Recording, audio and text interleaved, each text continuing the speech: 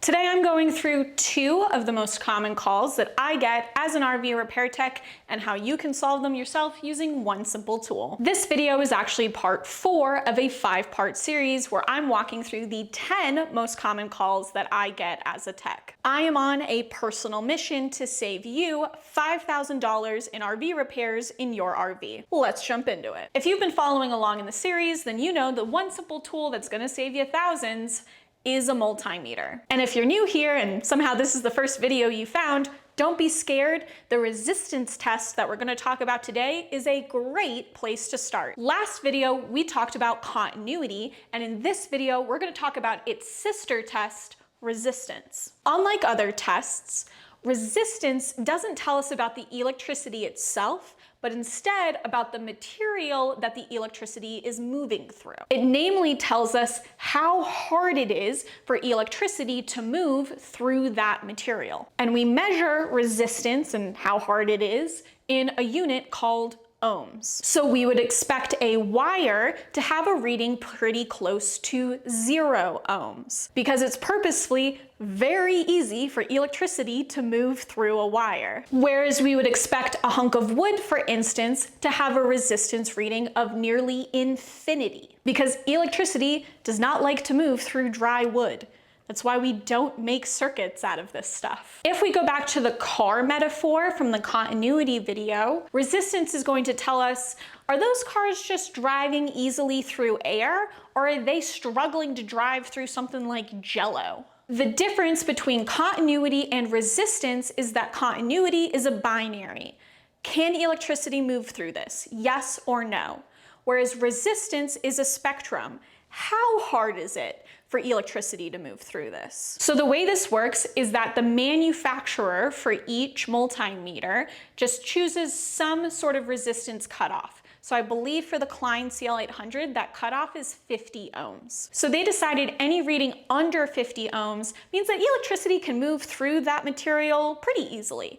And any resistance reading over 50 ohms means that electricity is going to struggle or won't be able to move through that material at all. So any reading under 50 ohms has continuity, and any reading over 50 ohms does not have continuity. In a perfect world, things with continuity would have 0 resistance, and things without continuity would have infinity resistance. But there is, of course, always a little bit of in between. This is the explanation for that workaround that I gave you in the last video if your meter didn't have a continuity test. I hope that all makes sense now. Sometimes we want to measure the actual resistance of a component, and sometimes we just want the binary. Can electricity move through this or not? Oh, and by the way, if you're taking notes, you're a Hermione after my own heart, remember you can always go to rvrepairwoman.com/5000, and I have a workbook that's going to help you work through all of these tests. It's going to show you how to put them all on your meter, whether you have a fancier meter like this Klein or the cheapest meter known to man from Harbor Freight. And it's going to walk you through the 10 different tests that we're going through in this series and how to do them in your RV today so you can get a sneak peek. So again, you can get that at rvrepairwoman.com/5000. So how do we set up our meter to test for resistance? On simpler meters, just look for the section with the ohm symbol. It's going to look Greek. And the 200 setting should be right around the right spot for almost anything you're testing in your RV. On a fancier meter, I just set it to the audio symbol /ohm symbol and then use the orange button to toggle through whether I want to test continuity or ohms. And just like continuity, when we're measuring resistance, we want to make sure that there is no power going to the thing that we are testing. The way that our multimeters test for resistance is to set a little bit of power out of one probe and then see how much of that power makes it to the other probe. And if we have another source of power interfering with that test, it can really mess with our readings. So when we are testing for resistance, we pretty much always disconnect the thing that we are testing from the circuit completely. So it's just hanging out in space all by itself, can't be interfered with anything else. This is why this is such a great test to start with, because the chances of shocking yourself or interacting with power is actually pretty low. And now you're ready to poke around with your probes.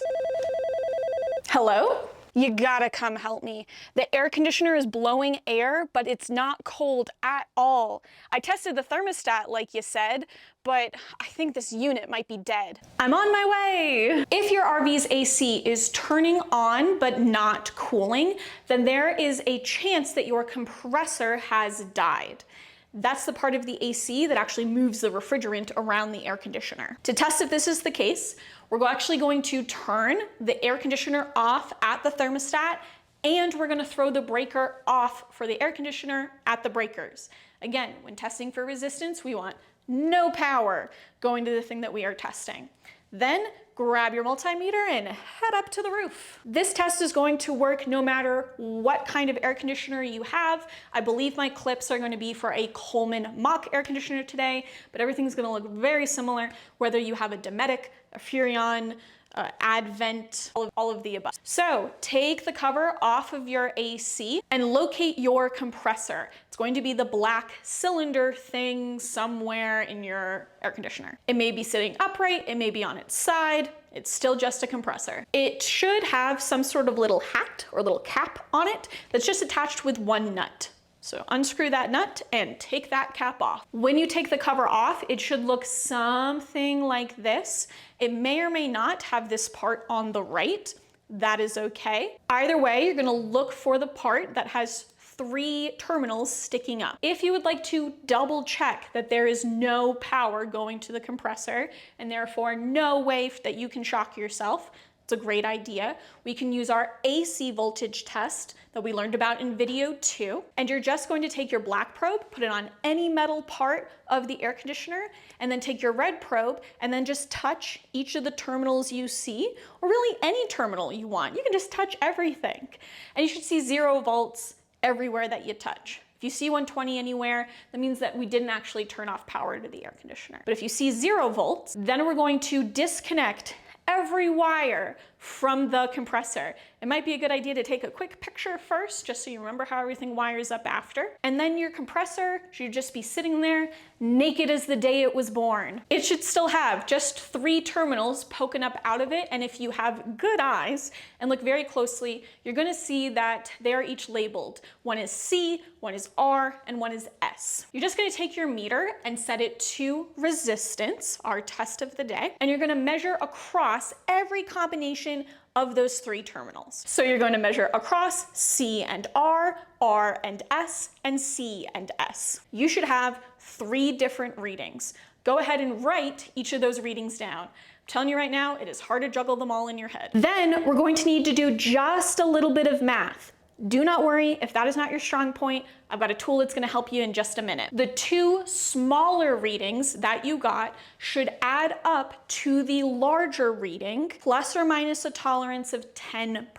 It's okay, stick with me. So if your 2 smaller numbers were 2 and 3, we're going to hope that the larger reading is in between 4.5 and 5.5. If those numbers did not add up to what you were expecting, then your compressor is bad. And unfortunately, that means that you're looking at a new air conditioner. Those compressors are not an exchangeable part. But if the 2 smaller numbers equal the larger number, then your compressor is good to go. And this is a really good sign because that's one of the very few parts that isn't exchangeable. There's a good chance that your problem is a much easier part to change out. Yay, you did great. If that math is a little tricky for you, do not worry. It's tricky for me too. You can just head over to rvrepairwoman.com/compressor, and I have a tool, super easy, where you can just input those 3 readings that you got, and it is going to tell you in a big, large font whether or not your compressor is good or bad. Foolproof, no panic necessary. You got this. Hello? You gotta come help me, man. This dang fridge is working on propane, but I can't get it to cool on AC to save my life. If your fridge is working on propane, but not on electric, then there's a chance that your heating element is bad. Set your multimeter to resistance and head to the back of your fridge. If you look to the side of your fridge, there should be like a sheet metal tube. Inside of that tube is your heating element. They should look something like this. You might have just one of these, or you might have two wired together like these ones are. This electric heating element is actually how your fridge gets cold when it's run on electric. We use heat to make cold. That's a topic for another video. Just know this is very important. Inside of this heating element is essentially just a fancy resistor. A resistor is essentially just a material that is very hard for electricity to move through. When electricity has to start working really hard, it creates a lot of heat. So we can measure the resistance of this heating element to find out if it's good or not. You don't have to take the heating element out of the tube. It's actually kind of difficult to do sometimes. Just follow these wires back to the circuit board and carefully unplug them. Then with your meter set to resistance, put one probe in one terminal of the heating element and put your other probe in the other terminal of the heating element. And you should get some sort of resistance reading. You can then Google your specific brand of fridge, so Dometic NDR1292 heating element resistance, and you should be able to get what the resistance of this heating element should be. I know it's annoying. For some reason, they're different from even one model to another model of the same brand of air conditioner. But luckily, for the most part, when these heating elements fail, they break internally. That means that the wire inside of the heating element is broken. Essentially, we don't have continuity anymore. See, all the tests come together. So if the wire inside the heating element breaks, then the heating element isn't gonna work anymore. It is bad, switch it out. We can probably get your fridge working again. I believe, by my calculations, that brings us up to $4,500 saved. Yes, woohoo. If you would like to learn how to save that last $1,000, that's right, I promised 5,000 and 10 calls, but I accidentally did 11 because you should always under-promise and over-deliver, and also I apparently can't count to 10. Then check out the next video in the series when it comes out. This has been RV Repairwoman. You got this.